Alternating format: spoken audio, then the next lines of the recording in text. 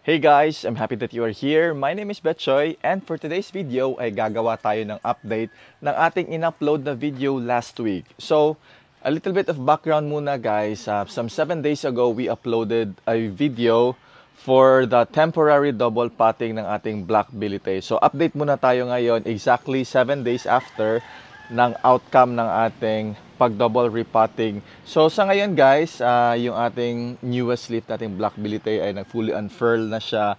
And of course, mas lumaki na yung kanyang size versus last week nung last natin na video. So again, ito meron siyang napakagandang type of variegation. Yung other side is half moon. While the other side naman, I think meron siyang mga konting mga marble variegation. So it's very consistent talaga yung kanyang genes. And sa ngayon guys, parang hindi pa natin masyadong ma-appreciate yung variegations na ating newest leaf. Kasi ganyan talaga yung style ng ating mga black bilite. But as the leaves mature, as days and weeks pass by, mag-iiba yung kanyang variegation. Magiging color yellow yan, tulad nitong ibang nakikita natin ng mga dahon. And then, as of the moment, makikita din natin guys kung gaano talaga kaganda yung kanyang variegations. Kasi dito pa lang sa ating petiole, we can already see here na merong other side.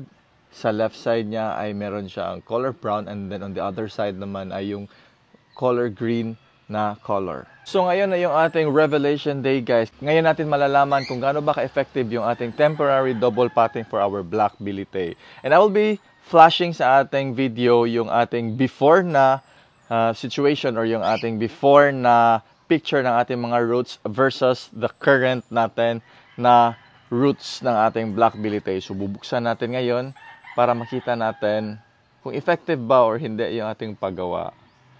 And here it is guys. Tignan nyo yung movement ng ating mga ugat. Ayan, kitang-kita dun sa mga nag-activate na mga ugat sa ilalim. So it goes to show na very effective talaga yung ating paggawa ng ganitong procedure sa ating black bilite. So, yung isang reason din na mention natin sa ating previous video kung bakit natin ginawa yung temporary double potting is para hindi natin magalaw yung ating or hindi ma-affected yung ating newest leaf. And true enough talaga guys, makikita natin na tuloy-tuloy lang yung development ng ating newest leaf. Yan, nakikita natin na mas lumaki yung kanyang size versus last week. And then nag-fully unfurl na siya. So parang untouched talaga yung ating black bilite. So once nakita natin na more or less nag-full mature na yung ating newest leaf, hindi na siya ganito ka-bright, magda-darken na yan. And then that's the time na ililipat na natin ito sa kanyang permanent bigger pot. So that's it, and I hope to see you again soon in our upcoming videos.